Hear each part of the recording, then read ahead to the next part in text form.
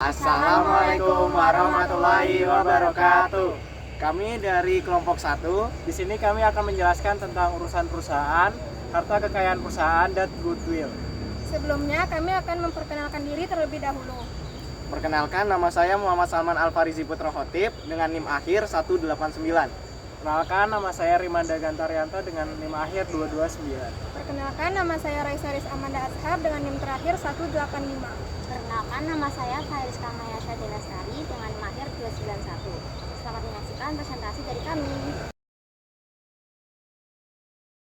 Pertama, saya akan menjelaskan tentang urusan perusahaan yang diawali dari pengertian atau definisi dari urusan perusahaan. Urusan perusahaan merupakan seluruh kegiatan yang dilakukan oleh suatu badan usaha dalam rangka mencapai tujuan usahanya. Dan tentu saja kegiatan ini harus dilakukan sesuai aturan dan regulasi yang ada di negara Indonesia. Dalam konteks hukum bisnis, penting sekali dipahami bahwa setiap perusahaan dapat menimbulkan hak dan kewajiban hukum. Oleh karena itu, urusan perusahaan harus dilaksanakan sesuai regulasi yang ada. Kemudian, saya akan menjelaskan mengenai contoh-contoh urusan perusahaan.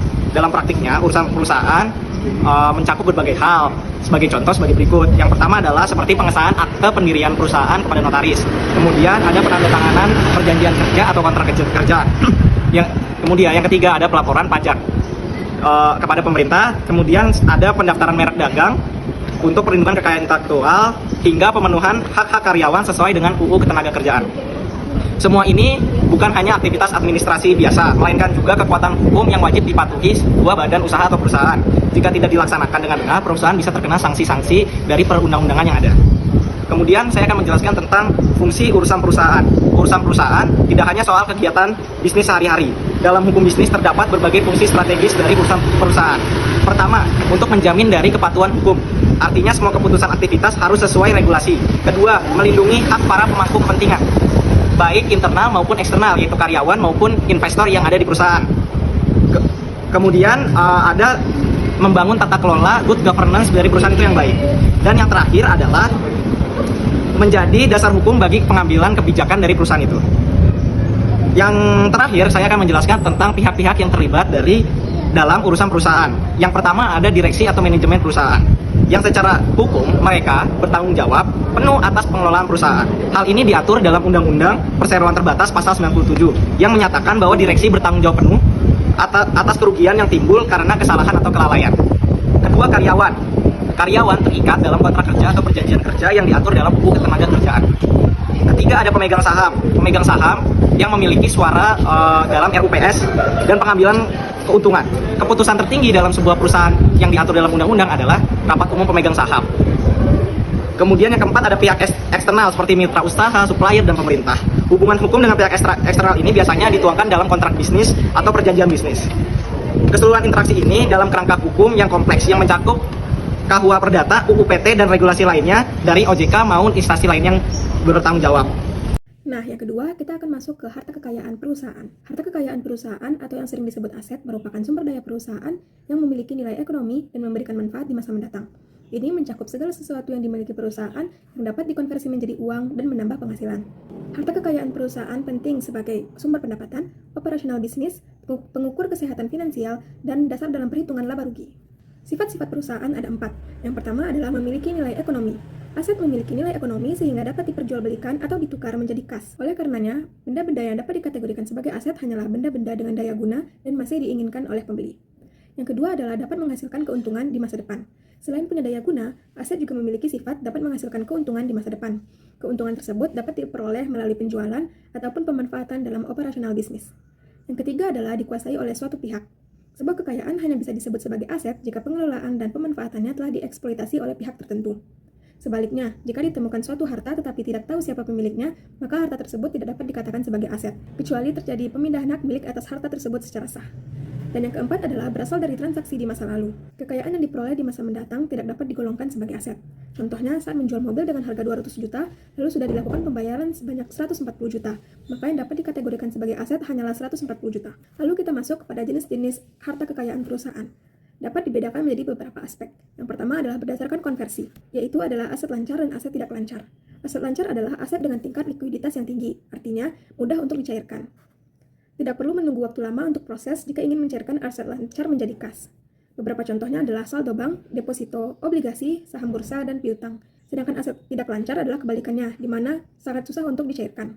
Sekali dicairkan, aset tidak lancar juga akan susah didapatkan kembali karena prosesnya pun sulit. Contohnya ada merek dagang, data supplier, channel distribusi, bangunan, mesin, dan tanah. Yang kedua adalah berdasarkan fungsi. Ada aset operasional, yaitu aset yang dirawat dan diolah perusahaan guna menghasilkan profit secara berkelanjutan. Efektivitas aset operasional sangat bergantung pada sistem dan para pengelolanya. Di lingkup operasional, benda-benda yang termasuk aset adalah uang kas, mesin, bangunan, prosedur kerja, paten, merek dagang, dan lain-lain. Yang kedua ada aset non-operasional, yaitu aset yang bukan dari kegiatan internal perusahaan. Meski jarang dikenal, sebagian besar operasional penting pendanaan jangka panjang. Di bidang non-operasional, contoh-contoh hasil perusahaan, obligasi, hasil investasi, dan pencairan jaminan atau asuransi. Nah, selanjutnya adalah berdasarkan bentuk fisiknya. Ada aset berwujud atau tangible assets, yaitu aset dengan bukti fisik nyata sehingga dapat disaksikan dan dikelola dengan panca indera. Aset berwujud umumnya dapat dikuantifikasi dan diukur kualitasnya dengan mudah dan rentan mengalami depresiasi atau penyusutan. Contoh-contohnya adalah properti, uang tunai, dan perlengkapan perusahaan. Yang kedua ada aset tidak berwujud atau intangible assets, yaitu kebalikan dari aset berwujud, di mana bentuknya abstrak dan tidak dapat dianalisa dengan panca indera. Contohnya adalah brand, hak cipta, hak paten, merek dagang, dan franchising. Kemudian ada jenis harta kekayaan berdasarkan mobilitas. Yang pertama ada aset bergerak. Aset bergerak sendiri adalah jenis aset yang dapat dipindahkan dari suatu tempat ke tempat lain tanpa mengubah bentuk atau nilai dasarnya. Contoh dari aset bergerak yaitu meliputi kendaraan, mesin, dan peralatan kantor. Yang kedua ada aset tidak bergerak. Aset tidak bergerak adalah aset yang tidak dapat dipindahkan dengan mudah karena sifat fisiknya yang permanen. Contoh dari aset tidak bergerak antara lain tanah, bangunan, dan properti real estate. Kemudian ada jenis harta kekayaan aset keuangan. Yang pertama ada kas dan setara kas. Ini meliputi uang tunai, saldo di bank, dan instrumen keuangan jangka pendek yang sangat liquid seperti deposito berjangka pendek. Yang kedua ada surat berharga. Instrumen ini dapat diperdagangkan di pasar modal dan mudah dicairkan. Contohnya termasuk saham, obligasi jangka pendek, dan reksadana. Yang ketiga ada piutang usaha. Piutang usaha ini adalah klaim perusahaan terhadap pelanggan yang belum dibayar untuk barang atau jasa. Lalu yang keempat ada investasi keuangan, yaitu penanaman dana perusahaan pada instrumen keuangan, baik jangka pendek maupun jangka panjang, seperti saham perusahaan lain atau obligasi pemerintah. Lalu yang kelima ada deposito dan instrumen keuangan lain. Deposito berjangka dan instrumen keuangan lain yang ditempatkan di bank dengan jangka waktu tertentu juga termasuk aset keuangan. Aset ini memberikan pendapatan bunga dan biasanya digunakan sebagai instrumen investasi yang relatif aman. Lalu yang terakhir derivatif, yaitu instrumen keuangan yang nilainya tergantung dari aset lain, seperti opsi, futures, atau swap. Perusahaan menggunakan derivatif untuk pelindung nilai atau hedging terhadap risiko fluktuasi harga atau suku bunga, sekaligus bisa juga untuk spekulasi. Nah, kemudian ada dokumen perusahaan. Menurut PP nomor 88 tahun 1999, dokumen perusahaan adalah data, catatan, atau keterangan yang dibuat dan atau diterima oleh perusahaan dalam rangka pelaksanaan kegiatannya, baik tertulis di atas kertas atau sarana lain, maupun terekam dalam bentuk corak apapun yang dapat dilihat, dibaca, dan didengar. Mengenai hukuman dokumen perusahaan dengan harta kekayaan perusahaan, dokumen perusahaan memang bukan harta kekayaan dalam bentuk fisik atau yang langsung terlihat dalam laporan keuangan. Namun, perannya sangat krusial dalam mendukung keberadaan dan legalitas aset perusahaan. Dokumen-dokumen seperti sertifikat kepemilikan, akta pendirian, kontrak kerja sama, hingga laporan keuangan berfungsi sebagai bukti hukum dan administratif yang menjamin bahwa aset yang dimiliki perusahaan sah secara legal. Tanpa dokumen-dokumen ini, perusahaan bisa kehilangan hak atas kekayaan yang dimilikinya, kesulitan dalam proses hukum, atau bahkan kehilangan kepercayaan dari pihak eksternal.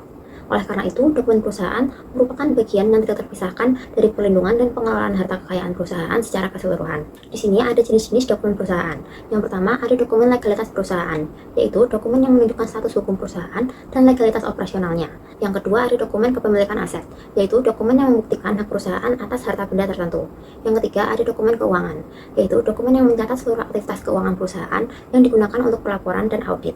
Yang keempat, ada dokumen transaksi bisnis. Dokumen ini digunakan untuk mencatat dan membuktikan terjadinya transaksi bisnis. Yang kelima, yaitu dokumen perpajakan. Dokumen ini berkaitan dengan kewajiban dan laporan pajak perusahaan. Yang keenam, ada dokumen perjanjian dan kontrak. Dokumen ini berisi kesepakatan kerjasama antara perusahaan dengan pihak lain. Yang ketujuh, ada dokumen ketenagakerjaan, yaitu dokumen yang berhubungan dengan pegawai dan hubungan kerja dalam perusahaan. Lalu yang terakhir ada dokumen internal dan operasional, yaitu dokumen pendukung aktivitas internal dan pengelolaan operasional perusahaan. Oke, saya selanjutnya akan menjelaskan tentang goodwill. Goodwill adalah selisih lebih yang dibayarkan oleh suatu perusahaan ketika mengakuisisi perusahaan lain melebihi nilai wajar dari aset bersih yang dimiliki perusahaan yang dibeli. Nilai goodwill mencerminkan berbagai faktor seperti reputasi, loyalitas, pelanggan, merek dagang, hubungan baik dengan mitra bisnis, hingga sumber daya manusia. Goodwill hanya diakui dalam laporan keuangan jika terjadi transaksi pembelian atau penggabungan usaha dan tidak dapat dibentuk dari aktivitas operasional biasa perusahaan. Selanjutnya ada karakteristik goodwill. Yang pertama ada goodwill bersifat tidak berwujud atau intangible, artinya tidak memiliki bentuk fisik seperti aset tetap. Selanjutnya goodwill tidak dapat diidentifikasi secara terpisah dan tidak bisa dijual secara individual. Selanjutnya, goodwill hanya muncul dari transaksi akuisisi atau penggabungan usaha, bukan dari pertumbuhan internal perusahaan. Selanjutnya, nilai goodwill bersifat jangka panjang karena berkaitan dengan keunggulan bisnis yang berkelanjutan. Goodwill tidak diamortisasi, melainkan diuji secara berkala terhadap kemungkinan penurunan nilai atau impairment. Selanjutnya ada contoh dari goodwill.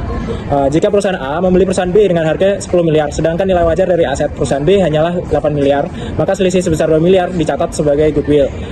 Nilai 2 miliar tersebut mencerminkan hal-hal yang tidak dampak secara langsung seperti nama baik perusahaan, sistem manajemen yang efisien, basis pelanggan yang loyal, serta keunggulan kompetitif lainnya yang dimiliki perusahaan B. Dengan kata lain, pembeli bersedia membayar lebih karena melihat potensi nilai tambah yang tidak terlihat dalam neraca keuangan.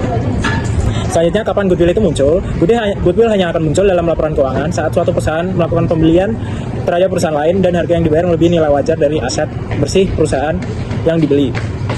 Goodwill tidak bisa muncul dari aktivitas operasional atau pertumbuhan internal perusahaan, meskipun perusahaan tersebut memiliki citra yang baik atau pelanggan yang setia. Oleh karena itu, pengakuan goodwill selalu berkaitan langsung dengan transaksi bisnis berupa akuisisi atau penggabungan usaha, bukan dari proses bisnis yang biasa.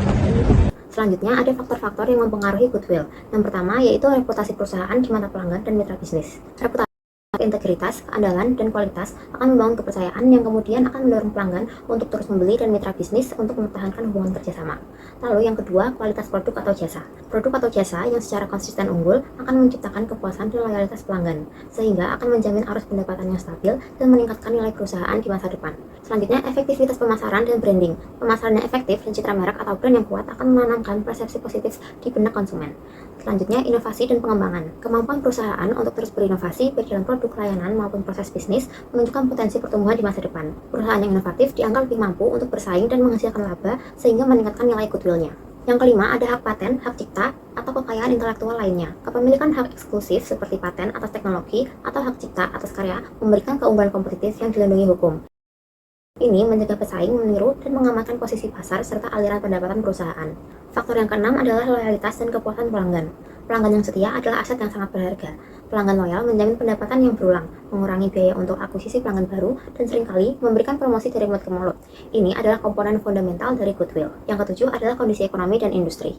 Prospek ekonomi yang cerah dan industri yang sedang bertumbuh dapat meningkatkan ekspektasi laba perusahaan di masa depan. Hal ini membuat nilai goodwill perusahaan dalam industri tersebut cenderung meningkat. Begitu pula sebaliknya saat kondisi ekonomi menurun. Yang kedelapan adalah tindakan hukum atau skandal. Tuntutan hukum yang merugikan, denda dari regulator atau skandal dapat merusak reputasi dan kepercayaan publik secara drastis. Peristiwa negatif ini dapat menyebabkan penurunan nilai atau impairment goodwill secara signifikan.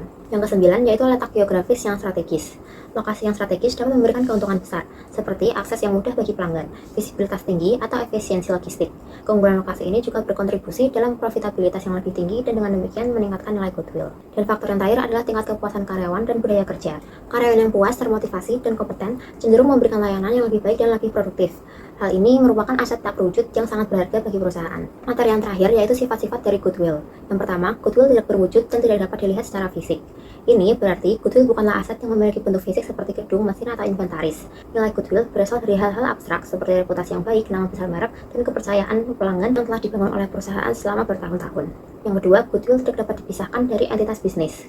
Goodwill melekat erat dan menjadi satu kesatuan dengan keseluruhan operasi bisnis. Goodwill tidak bisa berdiri sendiri, karena terbentuk dari sinergi semua elemen perusahaan, mulai dari manajemen, karyawan, produk, hingga hubungan dengan pelanggan. Yang ketiga, goodwill tidak dapat dijual terpisah dari bisnis secara keseluruhan. Sebagai konsekuensi dari sifatnya tidak dapat dipisahkan, satu-satunya cara untuk menjual atau mengalihkan goodwill adalah dengan menjual seluruh bisnisnya itu sendiri. Contohnya, Anda tidak bisa menjual reputasi baik sebuah kafe tanpa harus menjual kafe itu sendiri.